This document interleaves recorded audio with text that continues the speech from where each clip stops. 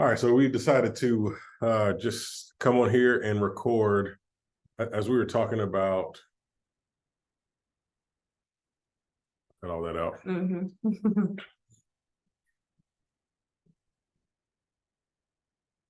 Habari Chana. Welcome to. You're either seeing this on our Honest African Experience, or you're seeing this on Melanated Truth. Either way, me and Jaquel were just talking about wanting to have a recorded testimony of basically how we've gotten to this place. You can kind of see in the mirror reflection there a little bit of where we are. We are we're in East Africa, and there was a lot of things that led us to getting here. And one of the main things was we found out that we are descendants of the people from the Bible. So descendants of Abraham, Isaac, and Jacob. And that's taken us on a really serious whirlwind. Yes. And we've heard dozens of people tell their story about how they come to find this information out and how it changed their lives. And everybody has a unique experience and a unique story. And we're no exception. So why don't we first talk about our background and maybe how we met and the circumstances surrounding that. Okay. And then we'll progress kind of through the years to finding out where the people and then moving here. Yeah. So we met in college. What was that? But like 12, 13, 14 years ago. And you're a couple years older than me. So when I came in as a freshman, I think you were a junior. And so I came into college searching for life. And so thankfully, with just the Lord's provision, that the first few friends that I made were a part of this ministry called Campus Outreach, which I didn't know at the beginning, but the few girls that I met, they were a part of this ministry. And I was very eager to know who the Lord was and just figure out what life is about. Came to faith, in coming to faith, we became friends. We were actually both dating other people. So our friendship was just a friendship. There was no interest at all. It wasn't until he graduated that we actually started dating. So, you want to pick up there? Or yeah, sure. So for me, before I ever met Jaquel, I was, like she said, I'm a couple years older than her, and I went off to college to play football, and pretty quickly jumped into like the party scene and kind of acting a fool in college. But that got really old really quick. And there was one night where I found myself so drunk that the room was spinning and the police were looking for me. So I kind of hurried back to my dorm room, and I was laying down in my bed and the room is spinning. And all I could think was, is this all that life is about? And that really impacted me. The Lord basically posed the question: Is this what you're living for? Is this what life is all about? And I felt this real bucking in my spirit, like, no, this ain't it. So even before I, gave my life to Christ, I stopped drinking, and so it just put me on this kind of existential journey. Then I quit the football team, and my identity was really wrapped up in that stuff. And long story short, I had a friend end up sharing the gospel of Christ with me, changed my life.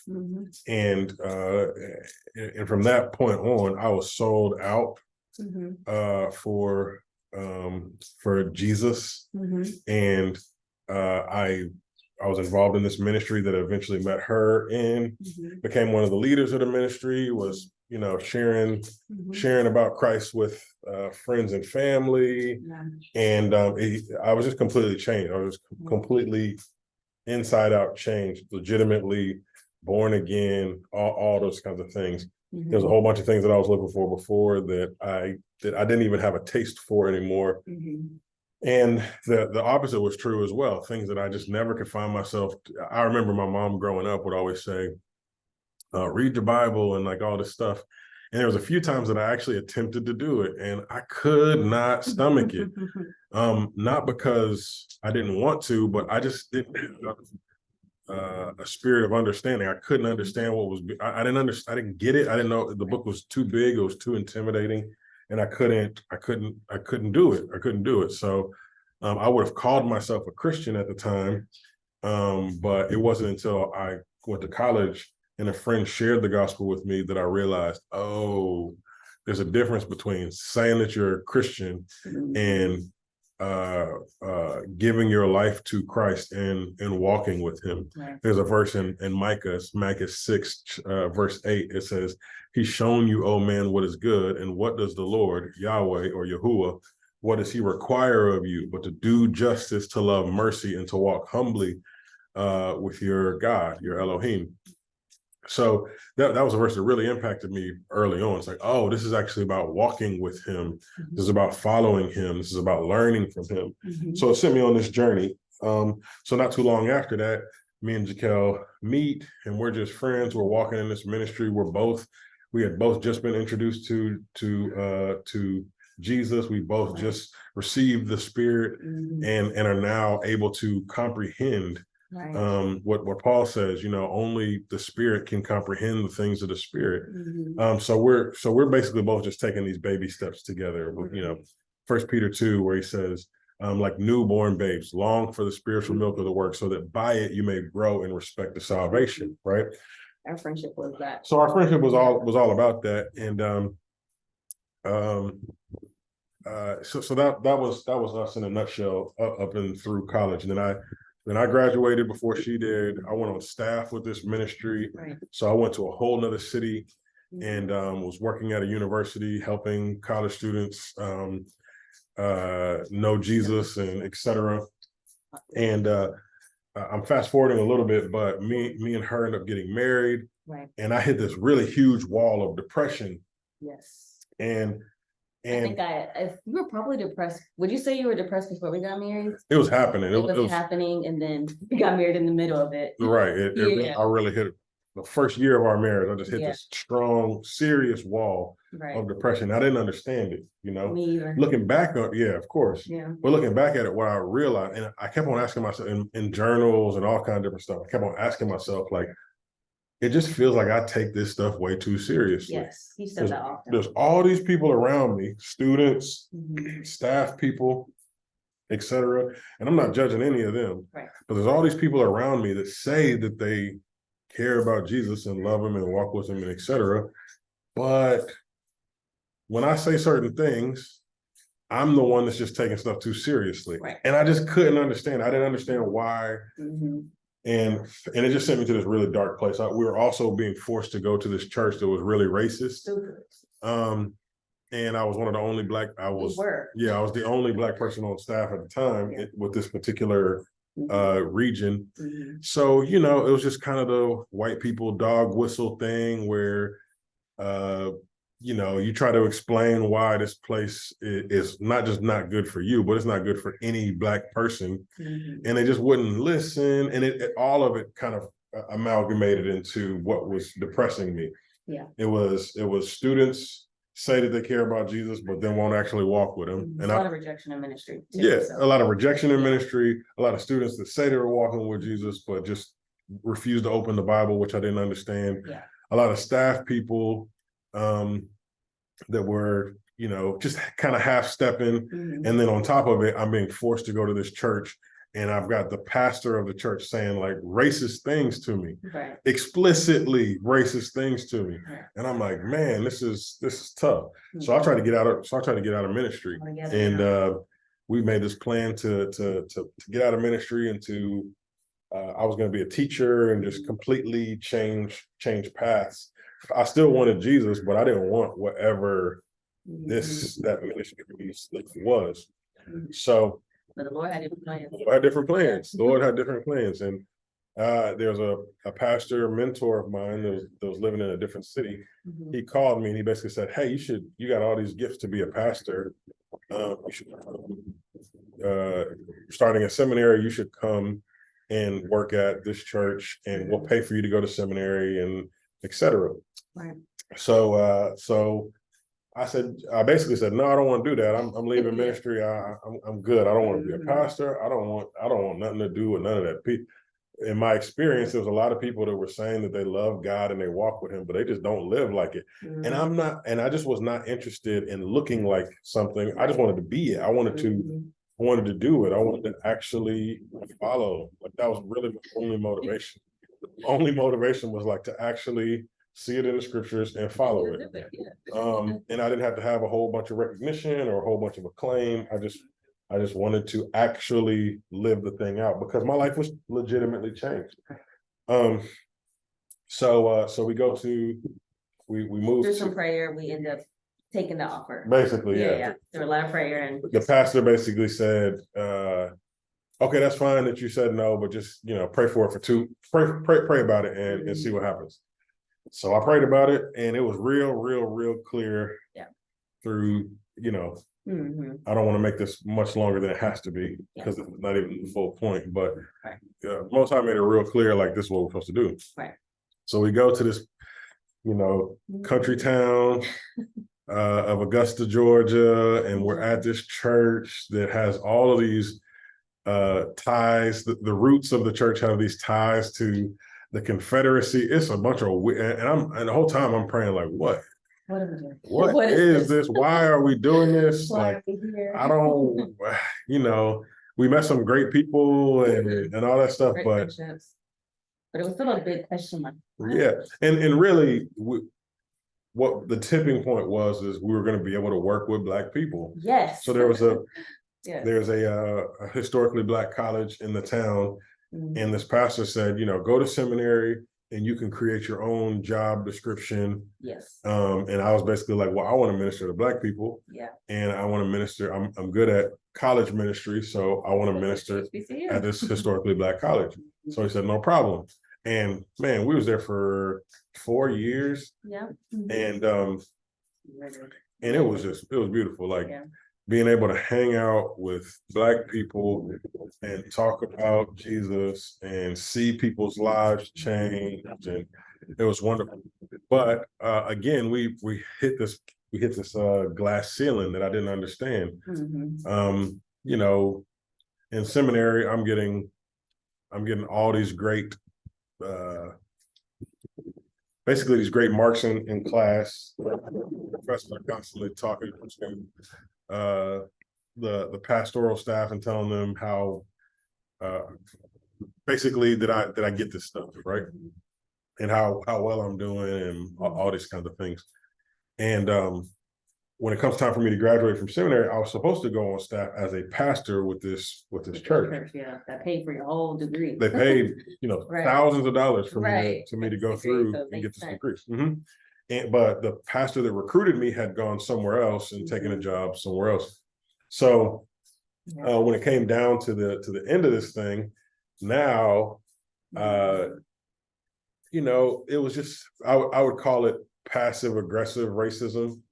Yeah. Nobody called me the N-word to my face or anything like that, but just the way that they handled the whole situation, it was clear that as a Black man, I could only go so far in this organization. They weren't really worried about changing the world or seeing anything change. They wanted someone who was going to maintain the status quo. Yes. And I just never been that person.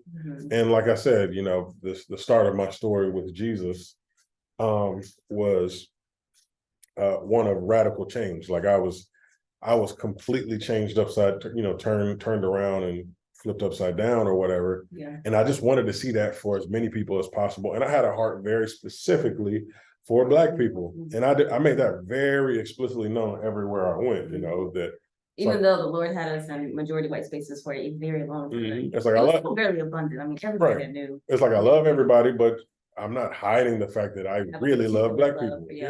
I love my people. Yeah. And so I mean, like Paul says in Romans chapter 10, that for his kinsmen according to the flesh, that he'd even be accursed if they could, come to know who Yeshua is, whatnot.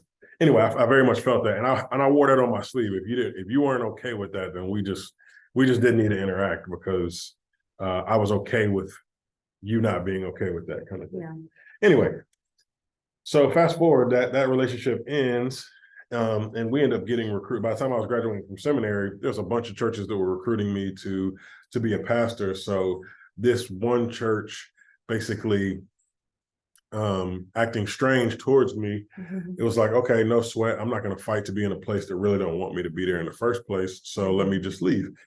So we leave. We end up going to, we end up getting recruited by this church.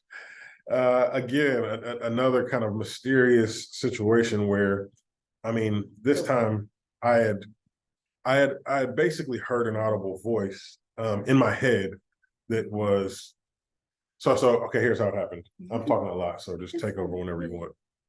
But I was praying about all this confusion that was happening in Augusta and why these people were treating me the way that they were. I couldn't understand it.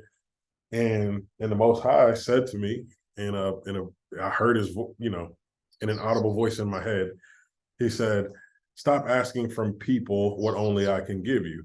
And I said, oh, okay. And I didn't even realize I was fighting for something that he didn't want me to have in the first place. And I'm like, okay, let me just relax. I don't want anything that he don't want for me anyway. So that's what made you open your mind to different opportunities that were reaching out to you. Exactly. And because I'd been closing these doors, like these people from across the country are asking me, hey, do you want to come be a pastor here? And I'm just like, no, I don't know you. I'm not interested. I'm not interested. Well, when I heard the Lord's voice say, stop asking from people what only I can give, I said, okay. And it was clear to me that he wanted me to be more open about what happened next for us. The very next day, there's a pastor that emailed me. It was actually like his third time emailing me. I just had been ignoring him because I didn't want to go to Nashville. But he had emailed me again and said, hey, blah, blah, blah. Want to see if, someone on their staff was coming to Augusta, so you can. Right. So the timing just ended up lining up perfectly where I was finally kind of like open-handed with what the Most High had for us. And we ended up meeting with the senior pastor at his church.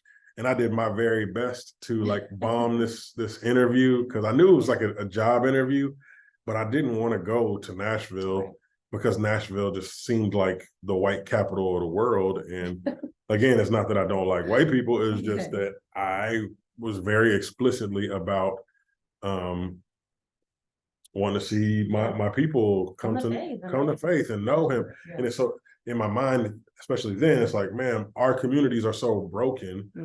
We have to have the message of the gospel to begin any sort of kind of healing. Right. So moving to Nashville just felt like a complete step backwards in my mind. But again, the Most High made it like strangely clear that this is what he had for us. So we pack up our family. We moved to Nashville. We just had a newborn baby. It's ridiculous. He was 8 days old when I was taking this job interview. And so we moved. Several months later, we ended up moving. Boom. Now we find ourselves in Nashville, and we're asking the Most High these same exact questions. Why are we here? What are we doing here? It's like our story keeps getting white. We go from this country town in Georgia.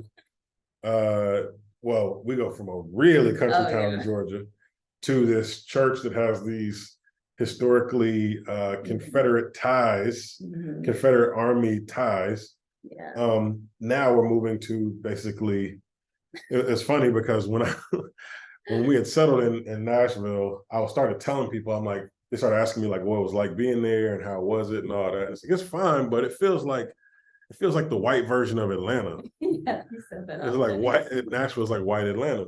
Yeah. And so that's and it's just very strange the way that the Most High did all this. Yeah. And in fact, when we were in Augusta, I was praying and praying and praying, like, because I just didn't understand the story that he was putting together for me and for us.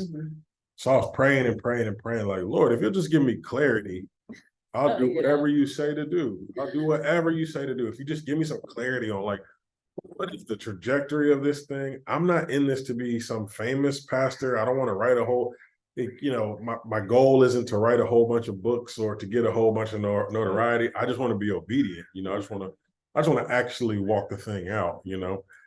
And I was praying and praying and praying for some months about like, Lord, just give me some clarity because this is weird. I don't know what this is about. And he sent a whole prophetess, right, just to tell you. Yeah, so He that's sent a whole prophetess. So we were this was actually before you finished seminary. So you were in the middle of seminary. That's the end. You got recruited to Nashville. No. This was right at the end. It was at the end. Yeah. Okay, it was your last semester. I was in my last semester. Okay. I didn't realize what that was. So this is your last semester of seminary. We're at Starbucks, and we're both going through some rough stuff. But this prophetess basically comes to me and she says, "Hey, like if you have a minute, the Lord has a message for you." And I had never interacted with the prophetess, so I was very careful to not, divulge a bunch of information and get just regurgitated back what I basically just said. I really wanted to test her spirit. So she asked a couple questions, and then it became very evident as she was speaking. She was speaking just truth from the word, but then she was also speaking into some prayers that I had only prayed to the Most High. So I was like, okay, I really do. My spirit checks that she really is from the Lord. And she said, is that your husband over there? And I was like, yes.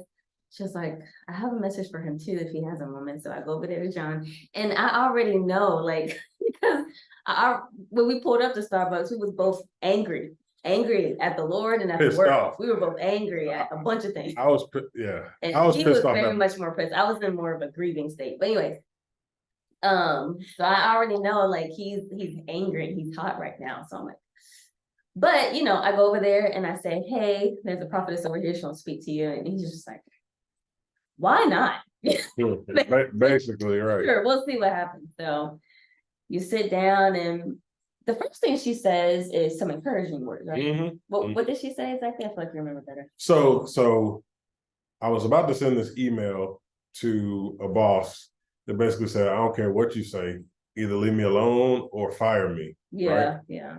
And as I'm typing it, she walks up to me. Yeah. And the first words, so I'm like, hi. Basically, I'm in fight or flight, like. But he has a really good poker face, so you wouldn't look at him and see that. He looks just like he does right now, but he was hot inside. And So she's like standing here while I'm typing, and she walks up or whatever, and she said, the Lord has a message for you. And in my head, I'm like, lady, maybe I don't look like it, but I know the Bible. And if you say some nonsense, I'm gonna just rebuke you in the middle of this Starbucks. Like, you're gonna have to go head on somewhere with that. So I'm just kind of, very much in this angry mode, and just kind of ready for a fight, basically. And she said, well, first thing is, the Most High wanted to let you know that he's very proud of you. And that in and of itself just kind of melted away. I was like, I saw it. Dang it. Yeah. And I was like, Dan, that's exactly what he needed to hear.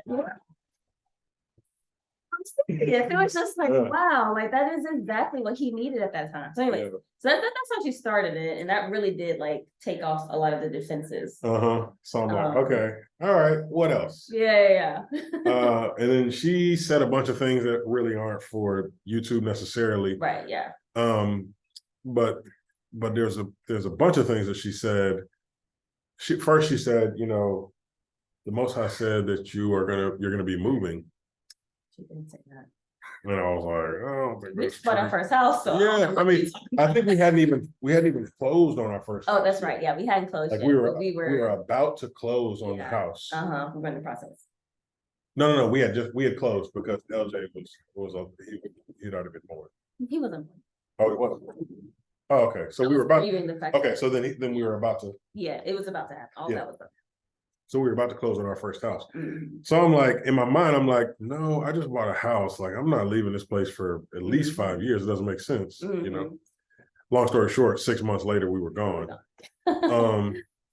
But she said, so she said, the Most High said you're going to be moving, and you're going to be in people's lives for a season, and you're going to do what he tells you to do, and you're going to encourage the people in that place, and then you're going to go to the next place and whatever. Mhm. And I didn't really want to hear that, but and then she also, well, there's a couple other things she said that don't matter for that. I guess the big point is she told us that we were going to be moving, and I was like, I ain't gonna have what. Go ahead. Oh, the other big point was you were praying for clarity, and she said, Oh, that's right. That's right. You can say that. She said those words exactly. Yeah, She's my like, bad. you've been praying for clarity, and God said He's not going to give it to you. And now that we're here, it's like, oh yeah, well, if you would have told us that this is where we'd be, I would have said you're crazy. I would have told that lady she was crazy. yeah, no, we weren't ready to hear that. We weren't Yeah, ready. I would have told her we she was weren't ready for crazy. that. So, anyways, so it's like it makes a much more sense why the Lord said you're not going to get that answer right Right, now. right. So, Um, so she said, and those were like direct words that I had been praying to the Most she High. said, you've been asking God for clarity, and God said no. And clarity was the word that I was constantly using. Yeah, Lord, just give me some clarity about any of this. and I- I'm not. Exactly. And her words were, he said, I'm not giving you no clarity. And I said, okay, well. And it's like, yeah, that was clearly from the. So long story short, some kind of miraculous, crazy stuff happens. We end up moving to Nashville. And we're just kind of filling this thing out. We're like, okay, whatever you say, Lord. And we're there. We're 6 months, 9 months into our time in Nashville, and we're still like, so why exactly did he bring us to this place? You know? Yeah. Not that we didn't meet a bunch of great people, and it was fine. It was fine. Good. Like it was really good. But it just didn't fit what we thought our mission was. Right. Because our mission always has been, Right. you know, to disciple and train and lead and develop Black folks, specifically and especially young Black folks. Anyway, so the pandemic happens, and that was a whole crazy thing. So now I'm a pastor at this mostly white church, and all of the chaos of 2020 happens, the shutdowns and the vaccine, should you do the vaccine, should you not, and Republican Democrat stuff, which I had been over that crap for a while. Like, it was real obvious to me that Republican and Democrat really don't matter. They don't like Black people. Who cares about who's in office? Yeah. We got 400 years of evidence that they don't really care about you. And if anything good happens, it's going to be because you did it, not because the government did it, you know? Yeah. So, anyway. But in 2020, so, we had a couple of, 2020, the world shut down and the George Floyd thing happened. And I think it was like May or June. And that broke everyone, but it definitely broke you. And from that moment, you start this process. The Lord basically tells you two things. One, you start the process, you're praying and asking the Lord, like, what am I supposed to do? Yeah. And he tells you, learn about money. Which is again, another answer. Right. Another audible voice Yeah. thing where first it was Ahmaud Arbery. The news of Ahmaud Arbery came out. That was like what? Yeah. That these people had killed him for no reason. Right. And so I go up the next Sunday after the news about Ahmaud Arbery came out, and in front of this 800 plus congregation of 95%, 97% white people, I let them know how I feel, not in an angry way, in a very measured. Yeah, it was a measured attempt to say, you've got a Black pastor, and your Black pastor doesn't feel comfortable walking around in his neighborhood. How do you feel about that? Yeah. It was just a gentle way.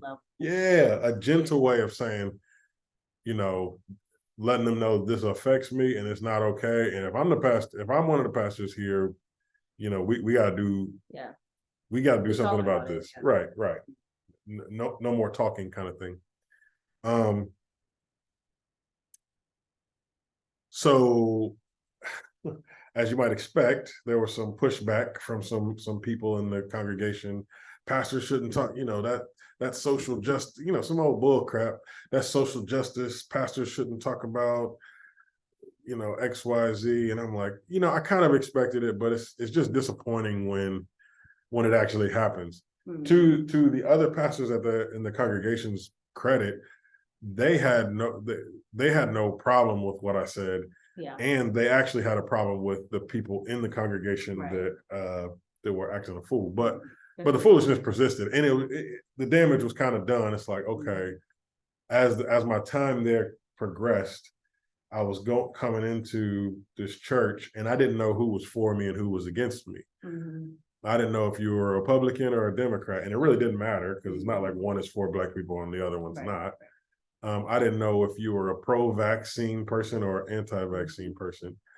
Well, I think the point I was trying to get to Oh, sorry. was, well, no, I mean, just from that, just trying to keep us on track. The point Yeah. was 2020, the Most High told you to learn about money. Can I say that real quick? Oh, yeah. Sorry, I was just trying to get back. Thank you. As I was praying, just kind of heartbroken over Lamar Arbery's situation, and then 2 weeks later, I don't know if y'all remember it, but 2 weeks later is when the George Floyd thing came out, and it just broke me. I'm like, man, I'm sick. I'm sick of it. I'm sick of this. I'm sick of all of this. What's going on? So I started just thinking, just really, where in Isaiah it says, take no rest and give him no rest until he does these things. So I'm just like really praying with persistence, like, Lord, help, you got to show me, you got to help me. Like, I'm not sleeping. I don't know what, there's got to be a solution to this. What is the answer? What's going on? Why is this happening? All these things. And as that was happening, when I was asking the Lord, like, so what should I do? He said, learn about money. Mhm. I'm like, what? Right. Like, I must not have heard that right. Yeah, I did not become a pastor, right. Because I cared about Because having a bunch of money. right. And that wouldn't be the kind of, if I was in it for the money, Oh, yeah, that's true. There's an Yeah. easier path to go, Yeah. just tell people what makes them feel good. Right. Anyway, so he said, learn about money. So in the Lord kind of giving you that direction, you just start binging all these books of money. But also at the same time, there was a guy in your church that the Lord reached out to and basically said, and he approached you and basically said, the Lord basically wanted me to call you and tell you some things, which most of your relationship has to do with money. Right. But this was a white man from your congregation. Mm-hmm. And he was an econ major, brilliant dude. Yeah.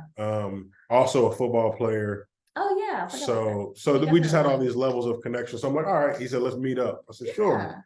So in y'all meeting up, mm-hmm. y'all talk about money, but then he also has a sidebar, and he's like, you know that your descendants are the real Hebrews. And it's like, John being us, but specifically John being in ministry for all these years, it's like he has interacted with Hebrew Israelites a lot, and so, but he's never had a white man come to him and say that you are a Hebrew. And so, yeah, and basically I remember what you telling me was that, like, at that moment, one, it was just too much information, or you said, like, hey, I can't talk about that right now. Like, literally just told him you can't talk about that right now. But then you can't, once you finish your conversation with him, you just honestly felt like, as a good pastor and as a good shepherd of the flock that the Lord has given you, you really need to understand this argument about this Hebrew Israelite situation so that you can better shepherd people. Because you was like, how is it? This thing has gotten so far that now white people are saying that we're Israelites. Like, this is crazy, So and that's kind of, as you were learning about money through this one relationship, you started to really research and investigate the Hebrew Israelite conversation. Right. So and sorry, at that time, so this is like the fall of 2020. I noticed you're not sleeping. You haven't, since the George Floyd situation, you just weren't sleeping for like another year. So I'm seeing you waking up at 2 or 3 o'clock in the morning, praying and reading your Bible and things like that. And we have been married long enough to know, like, I know that eventually he'll tell me when he's ready, So I'm just kind of praying for you, but I don't really know what's keeping you up, apart from the world is shut down and like. And she tried to ask me, and I was basically like, yeah, I can't really talk. I can't. I probably did try to ask at some point. Yeah. And I think, but I knew better than to like really press you. So I just kept praying for you, and I was like, eventually he'll tell me. So I mean, a good year goes by before you really tell me that you've been investigating this Hebrew Israelite stuff for like a year before you actually come to me with that information. So yeah. So when I meet up with this guy, reached out to me when I still had a Facebook, Yeah. and he said, "Hey, we had never met before. He was in our church, but it was big enough to where I'd seen him before, and I'd heard that Right. Y'all were supposed to meet up at some yeah, point. I'd heard that he was he played at a major Division I team. He's supposed to get drafted by the NFL. He's like a big deal, right? So I had been planning to meet up with him, but just hadn't happened yet. And so he reached out to me and he said, "Hey, the Lord just told me, basically, the Lord just told me to meet up with you and talk with you about money." And it was just crazy because that's what the Lord had Just told me, like, learn about money. So I was like 20 books in at this point, reading and learning all this stuff. And this guy randomly messages me on Facebook, and I'm like, okay, this is crazy. Let's meet up. So we go to this little coffee shop in Nashville because that's all there is there. Just coffee shops on every corner. So we meet up at this little coffee shop, and so I'm thinking we're about to sit down and talk about money. And the first thing that he says to me is, "You know that you're one of the Jews, right?" This is dude. In my mind, like, so many red flags went off at once. I'm like, "Oh, this dude's crazy. Oh, this dude's crazy. That's so disappointing." You got a whole hour, at least a good hour. And I'm like, how do I get out of this situation? Like, okay, I told this dude I'm gonna meet with him, but he's out of his mind. Yeah. So I need to go, but I'm gonna entertain this conversation first, and then I'll go. Right. And so he just starts pouring out, like, the Black people are the Jews, and all of these other, just a bunch of stuff. And then he'll talk about money and certain things and his expertise in economic stuff. And then he'll come back to this crazy stuff. I'm like, okay, so it was a lot. It was a lot. And, because we were still in shutdown or whatever, I don't even know. It was right. It's like things had loosened up a little bit, but we still weren't meeting in person a whole lot. It was weird, right? Mm-hmm. So it was still in that time. So I had learned enough stuff from him that I'm like, okay, this guy knows what he's talking about when it comes to, like, economics and stuff, but he keeps coming back to this weird conversation. So he asked if we could meet up again the next day, and I'm like, I mean, I'm not going into the office, so sure, let's do it. So we meet at this coffee shop again, and he wants to go in again about, Black people being Jews and all this stuff, and I'm like, oh. So I had to stop him. I said, hey. He said, "You got to look into it." And I'm like, how do you look into something like that? What does that even mean? Look into it, like, do it. Look into it where? With what? How? Yeah. And I had to stop him. I said, "Hey, okay. I promise you, I can't talk to you about this anymore. I will look into it and I will investigate it, and then I'll get back to you. But I really don't want you to bring this up anymore. You just got to give me some time to actually. I promise you, I will actually investigate it." And because at that point, like Jaquel was saying, I felt a need that. So I had encountered some quote unquote Black Hebrew Israelites before.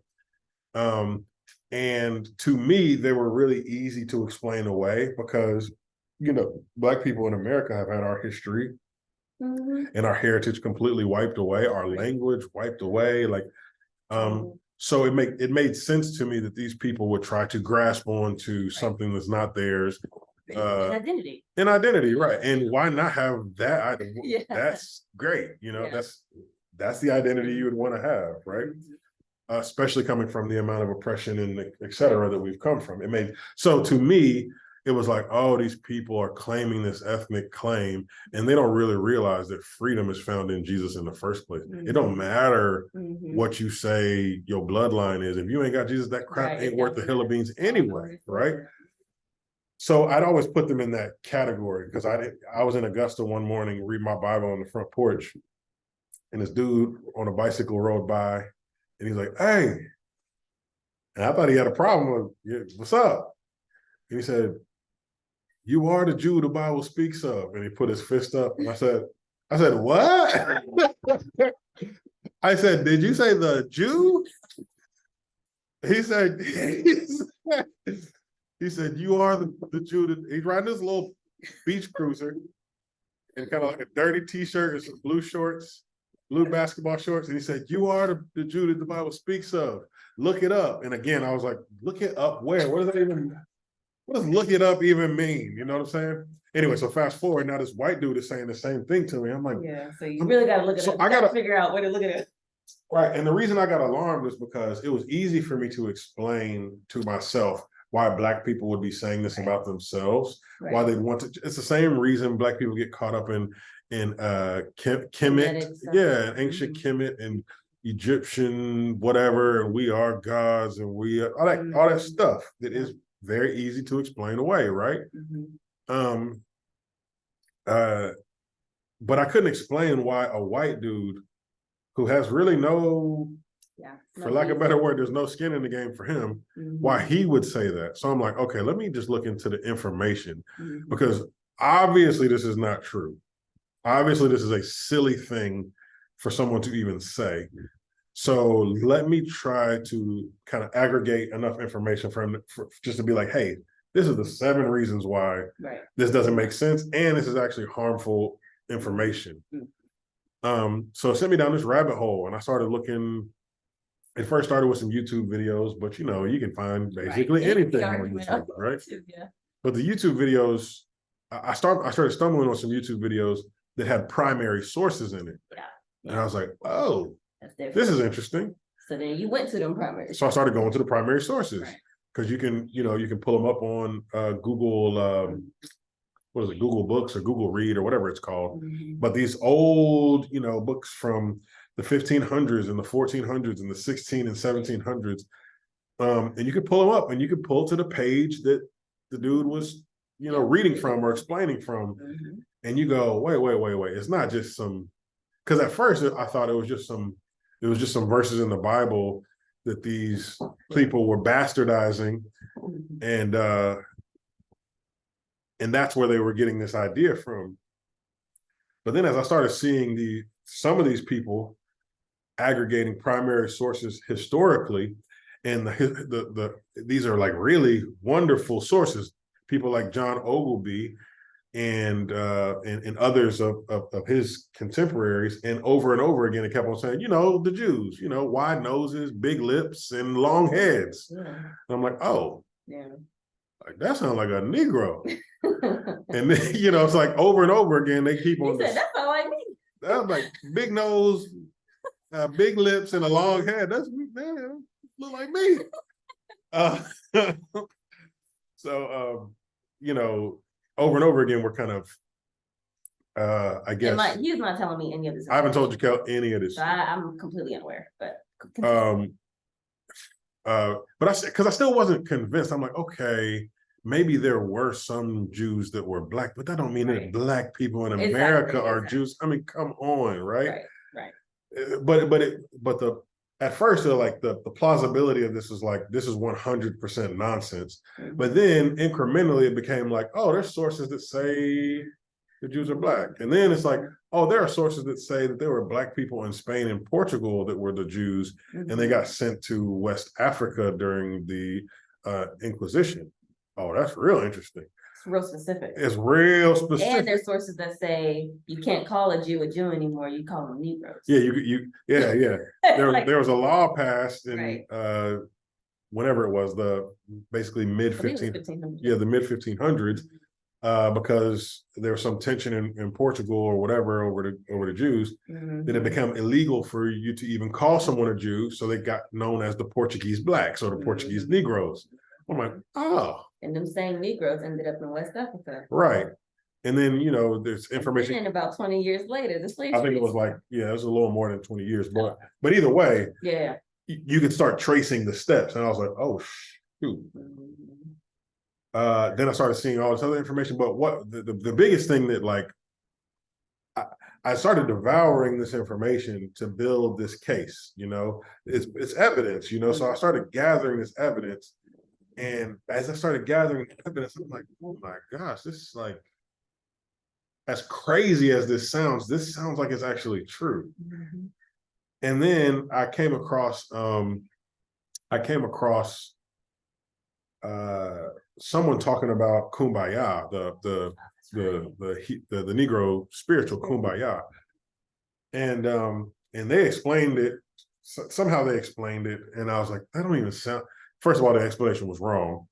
So I pull out my little Hebrew lexicon. I'm like, if black people are Jews, that'd be interesting if kumbaya Is Hebrew. is Hebrew, because there's Yah at the end of it. So I'm wondering. So I start looking through the lexicon, and I'm like, oh, wait. In the lexicon, kum, it means arise. That's the word in Hebrew for arise. And then by is this like really interesting little small word that's not used a whole lot, but it means it's a prayer of entreaty, specifically to like an authority figure. So kumbaya is addressing the Most High Yah and asking him to arise. And I think somebody explained it like come by here, but that's not what it's actually a perfect Hebrew sentence. And it's actually, you hear people talk about kumbaya like it's like let's all hold hands and get together, but it's actually a prayer of it's an imprecatory prayer. He's the Negro spiritual is saying, Lord, look, arise, just like the Psalms, arise and look what these people are doing to us and do something about it, please. Kumbaya, right? Come here, Lord, arise and show yourself strong and all the stuff. And then it's a Gullah. Right. It's a song from the Gullah Geechee, which my dad would always tell me when we go to South Carolina, and we would go to Hilton Head for like vacations and stuff. And he'd be like, man, I feel such a spiritual connection to this place. And I'm like, what is he talking about? He's like, this is where the Gullah Geechee people are. And, you are one of those people. You are Gullah. I'm like, interesting. So I look up all this information is like kind of. And that Negro spiritual comes from them, right? Right. The Negro spiritual comes from them. So after I look up kumbaya, I'm like, whoa. And then I'm like, oh, huh? What about the word Gullah? Yeah, that's what I'm getting to. Yeah. So I'm like, oh, that makes sense. Then I look up the word Gullah. And the word Gullah means exile. Right. And that to me, like all the information just kind of aggregated at once. And I'm like, oh, the Gullah people called themselves Gullah because there were these Israelite exiles. And they made this perfectly Hebrew spiritual asking the Most High Yah to arise. And it just, like it all hit all at once. I was like, whoa, this crap. It's true. Well, that just changes a whole lot of things. So it messed. I mean, it. Mind you, we're still living in Nashville. Yeah, and you're still the only Black pastor at this majority white church in Nashville. Well, this is all happening. So I come home that night, and I tell Jaquel, like, this is what's going on. Like, this is why I haven't slept in a year. I haven't slept because this guy said that we're the Jews, and I thought it was nonsense. And as I'm praying and reading the scriptures, and then also I'm aggregating this kind of this historical information, it all clicked, and that crap's true. The Black people that have been, not every Black person in the world, not every melanated person in the world, but Blacks that have gone through the transatlantic slave trade are descendants of Abraham, Isaac, and Jacob. And that sounds insane. I think I've said something like that to you. That sounds insane, but I really think it's true. And that was quite a terrifying moment for me. And because. So tell me why that was terrifying. Yes, that was terrifying because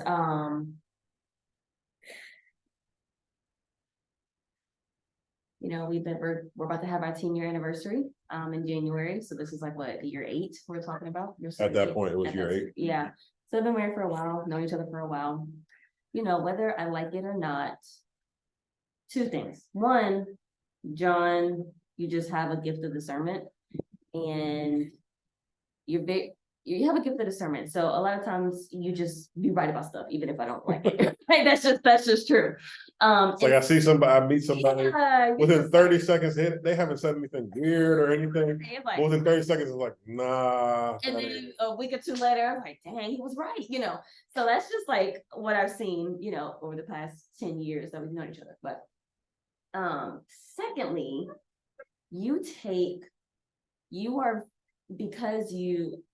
because the Lord has gifted you in speech and in words and in teachings, words matter to you a lot. You do not say anything.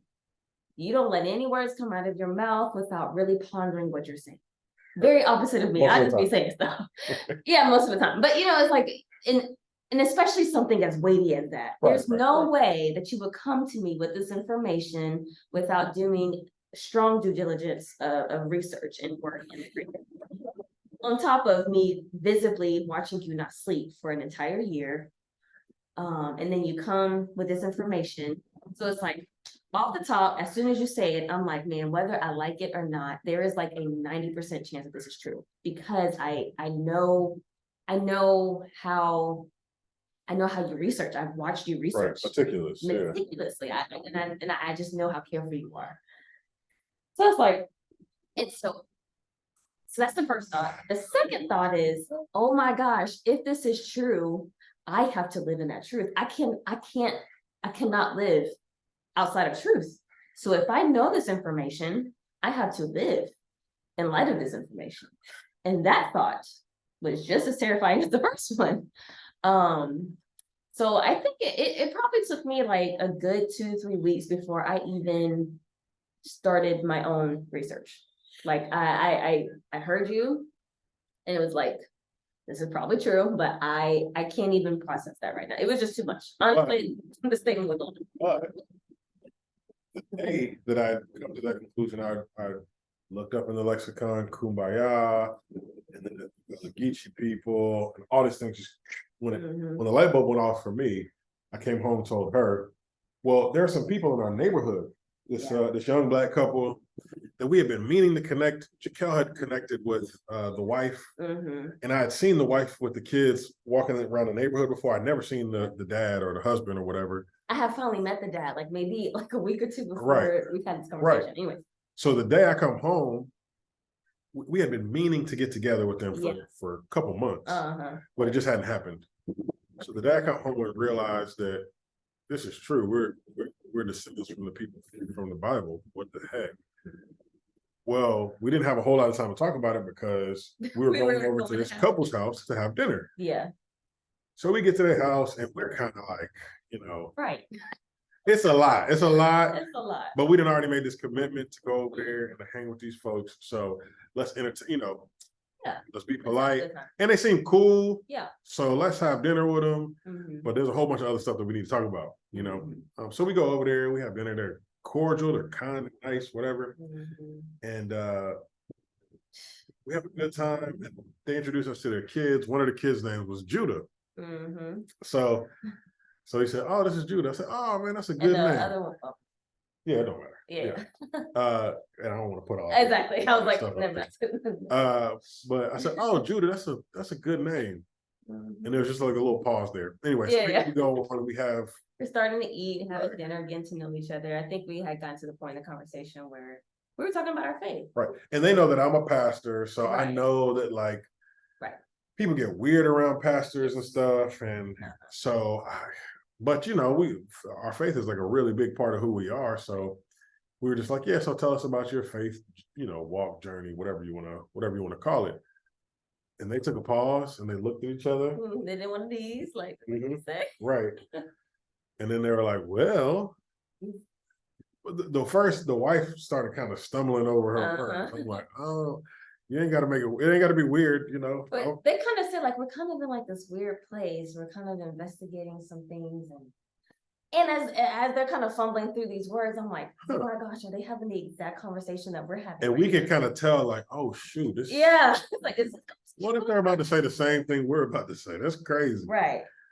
Long story short, they said, well, we came to find out that we're the people from the. We're like a week ago. Like they were coming to be awakened at the exact same time, and I was like, whoa, like what are the odds? It was such a gift, man, such a gift. It was. Obviously we still friends with them, so we just start, it opened up the floodgates for us, right?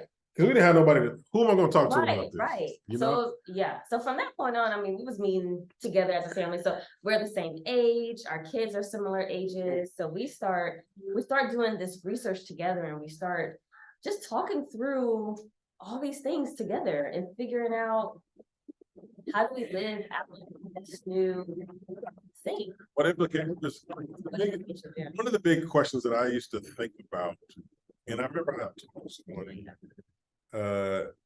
there's this guy who basically confronted me about us being Israelites a long time ago, but he didn't have a really good answer as to why it mattered. So I didn't really look into it because I'm like, okay, it don't matter if we're Martians. If you don't trust in Jesus, it don't matter, right? Yeah. um, Very clear. so I never had that answered for me. But then when I came to realize this on this particular path, It's still, it was like what are the implications of this? why does this matter? Exactly. Yeah. Why does it matter? Yeah. What are the implications of this? How has this been held from us for so long? Right. What is going on? Yeah. What the heck is happening? So we actually had a couple to like work this stuff out with, and it was it was a gift. It was a gift from the Most High. The same day that all the light bulbs finally. It took so long, but all the light bulbs finally went off for me to go, oh wow, okay. And this other family is going through the same, So, as John has said, like, he pretty much dropped that bomb on me right then, and then we get this family, and so I'm still, we're all talking like we believe this. I'm still kind of on the fence. And so having another couple to talk to about it was really, really helpful. I think it gave me the courage to start looking into the information. So the first thing I do is I start looking into a lot of the videos that he sent me. And so looking at, and just if you're married to a pastor, pastors keep a library with them. So not only did I have videos, but I also had, he bought a bunch of books, so I'm kind of like flipping through a couple of these books that he bought. The main one, the Jews in Spain and Portugal was like the main book that I was looking at. And just start putting these pieces together on top of, once he found out and once he told me this information, he started kind of systematically telling all of our close friends. So I'm also just being privy to hearing him explain himself 15, 20 times to our friends. So I'm hearing the argument over and over and over again. I'm doing the research, I'm hearing the argument, I'm seeing the historical things come to place. And then I go back to the scriptures. And two things happened that really opened my eyes. It took me a while to go to Deuteronomy 28, just because I feel like that's like the typical, it took me a minute to get there. But when I finally did get there, it felt like a light bulb. It was like, oh my gosh, it's been here the whole time. I read Deuteronomy 28 so many times. Yeah, I had read the Old Testament so many times where I'm like, these Negroes is, in my heart. Times have we said in my heart, like, just right. It sound like, I remember distinctly one time in college reading through the book of Genesis, and I heard the Most High say, this is your history book. And I'm like, whoa, but I'm still oblivious to what that means. So I start going around telling everybody like, man, isn't it so great that God would give us this history book for us to have, Little did I know, like, he really meant that. This was your history. I'm like, oh. Not just as a believer, but right. I'm like, oh. So I read Deuteronomy 28, and that encouraged me, because I think you've already said this, but you hadn't, but you grew up on your dad's side, they all knew that they were the people. Right. So you grew up with that kind of background.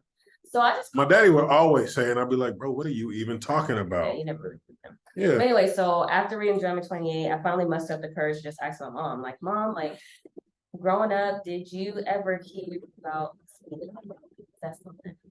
And my mom's just been on a really amazing spiritual journey these last few years herself. So I'm asking her, and she was like, and she asked me that.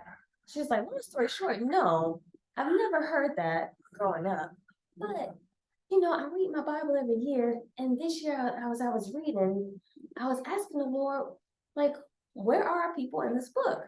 And the only conclusion I can get to is that we the Israelites.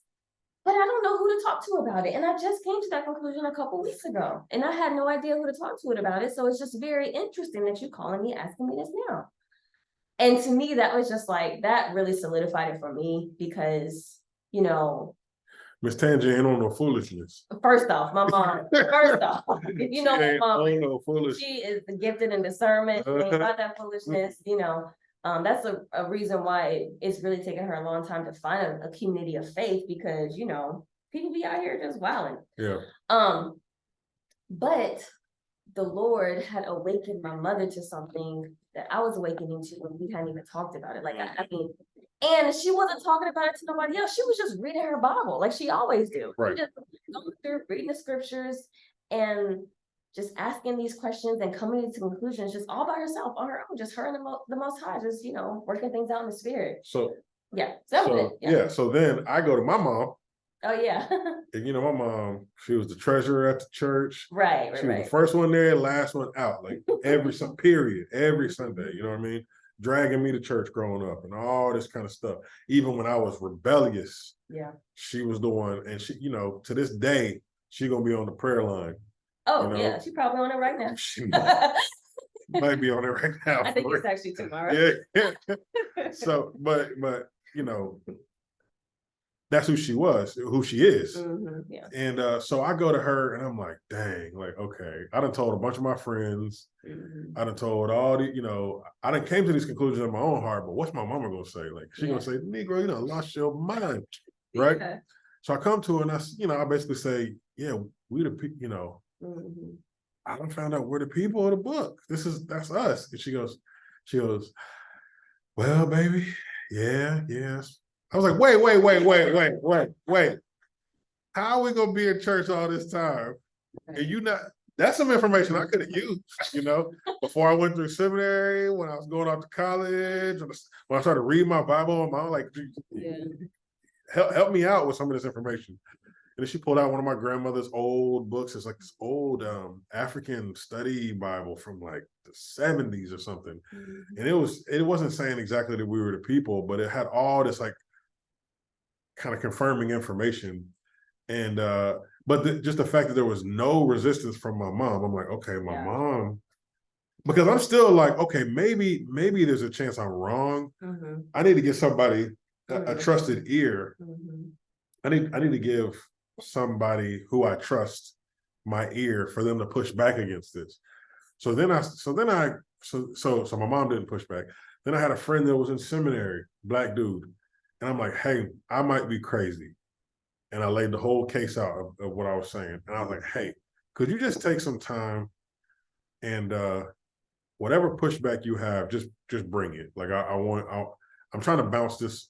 I'm trying to poke holes in this thing, even if after I've come to this conclusion and I'm pretty sure I'm right.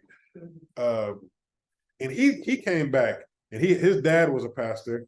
So obviously like it bugged him out. Hey, boo. It bugged him out. And his dad is a pastor.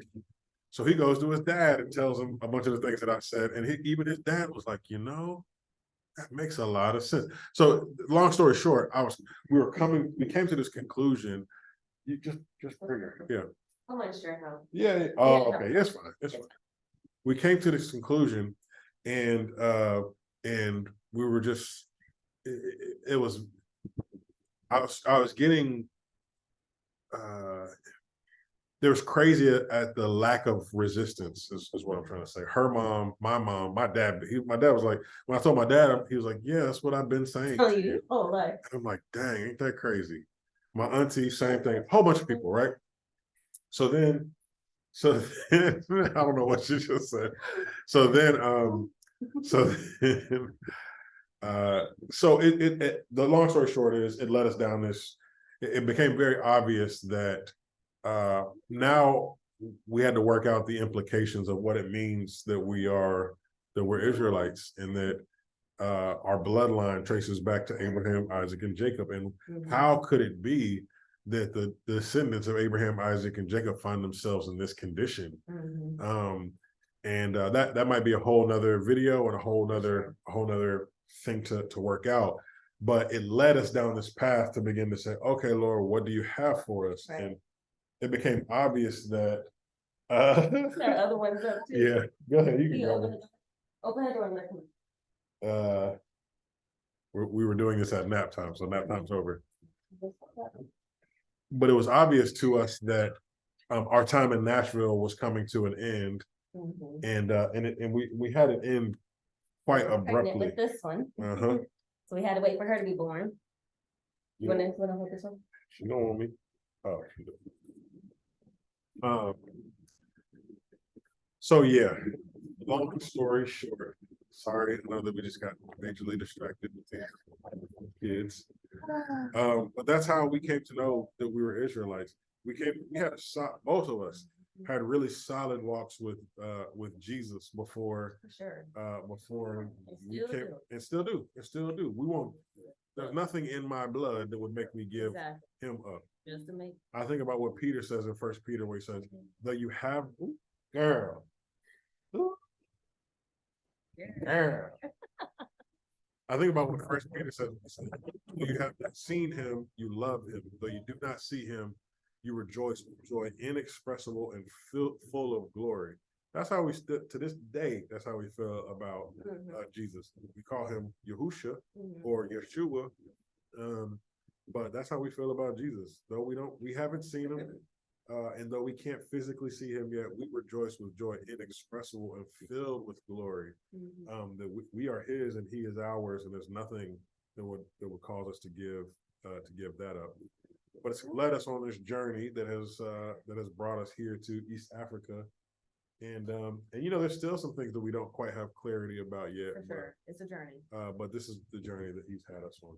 Yeah, and I think maybe a good follow-up would be like, once we found out who we were, it obviously had the implications and how from that moment in 2020 to here, 2023, being in East Africa, how we got here. Because I mean, one of the big questions or big things was, since we had gotten married, since we've been together, we had always been about our people. But now knowing this information, it greatly changes how we minister to our people, obviously, So yeah, maybe that'll be the follow-up. It's like, what are the implications? Yeah. And why would those implications lead you to East Africa of all places? Yeah. Well, Thanks for staying. if you made it to the end, wow. Yeah. Thanks for hearing encouragement. And we have many other videos to come, not only about our journey here in East Africa, what it's like relocating a family of 7 here, but also just, how do we see the scriptures now, and how do those implications work themselves out in the way that you teach the Bible and study the Bible and hear the Bible and read the Bible, and what insights come from having this information. So that's where we are, and we're grateful that you would spend some time hearing our story. So if you're on YouTube hearing this, leave a like and subscribe. And a comment down below. And comment to us. Comment about maybe share your story about how if you come to find out that you're one of the descendants of Abraham, Isaac, and Jacob, an Israelite, then tell us a little bit about how that happened to you. And if there's any part of the story or anything that we said that you want like more information on or clarity on, let us know, and we can make another video. Yeah. All right. Salama. Salama. Say salama. All right. Love you guys.